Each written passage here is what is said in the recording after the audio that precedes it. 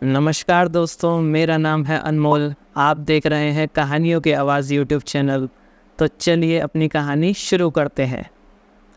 राघव एक छोटे गांव का लड़का था, लेकिन उसके सपने बहुत बड़े थे। उसे बचपन से ही पढ़ाई में बहुत सी दिलचस्पी थी और वह हमेशा से ही कुछ बड़ा करना चाहता था। जब वह 12वीं कक्षा में था तो उसने दिल्ली विश्वविद्यालय से इंजीनियरिंग करने का सपना देखा। उसके माता पिता किसान थे और परिवार की आर्थिक स्थिति अच्छी नहीं थी। राघव ने कड़ी मेहनत करी और 12वीं कक्षा में अच्छे अंक प्राप्त करे।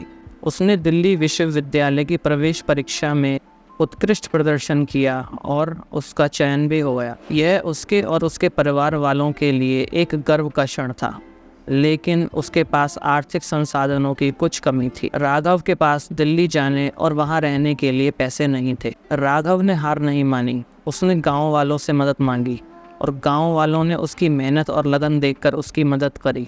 कुछ ने पैसे दिए तो कुछ ने सलाह। इस तरह राघव दिल्ली पहुंच गया।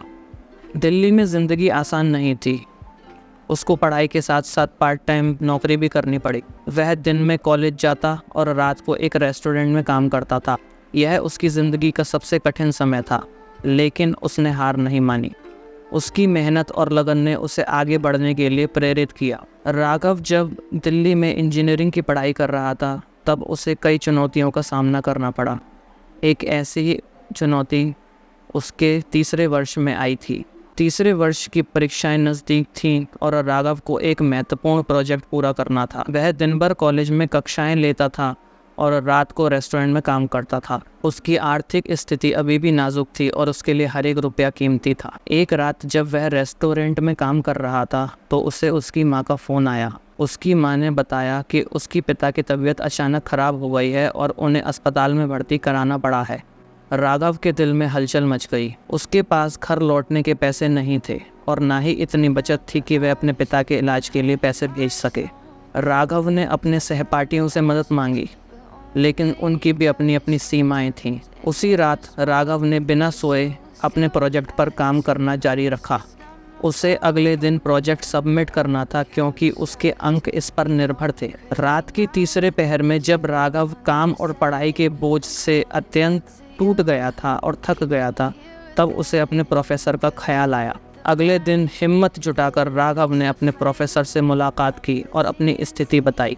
प्रोफेसर ने राघव को प्रोजेक्ट के लिए न केवल अतिरिक्त समय दिया, बल्कि उसकी कुछ आर्थिक मदद भी करी। प्रोफेसर की मदद से राघव ने अपने प्रोजेक्ट को समय पर पूरा किया और उसे जमा किया। उसने अपनी परीक्षाओं की तैयारी भी जारी रखी।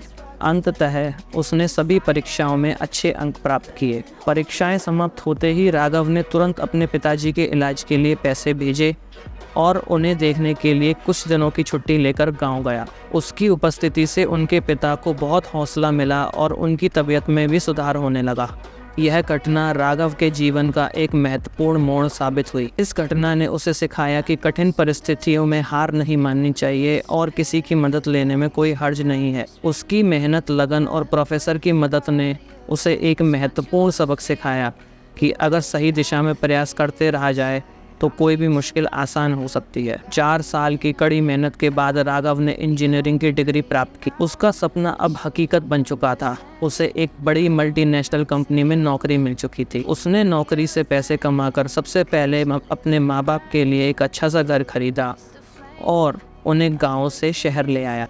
आज राघव एक सफल इंजीनियर है और वह अपने गाँव के बच्चों को प्रेरित करता है कि इंसान अगर सच्ची मेहनत और लगन से काम करे तो वह कोई भी सपना पूरा कर सकता है। उसकी कहानी युवाओं के लिए एक प्रेरणा स्रोत बन चुकी थी। सपनों की उड़ान में हो अगर अडिग इरादा, मिलेगी ज़रूर मंजिल, ये है वक्त का वादा।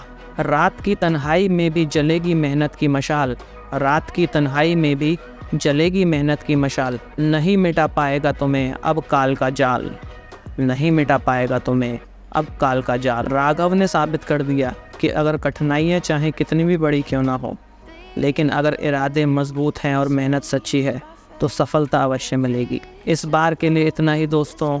अगर वीडियो पसंद आई है तो वीडियो को लाइक करें, चैनल को सब्सक्राइब करें और बेल आइकन का बटन दबाना ना भूलें। जय हिंद, जय भारत, वंदे मातरम।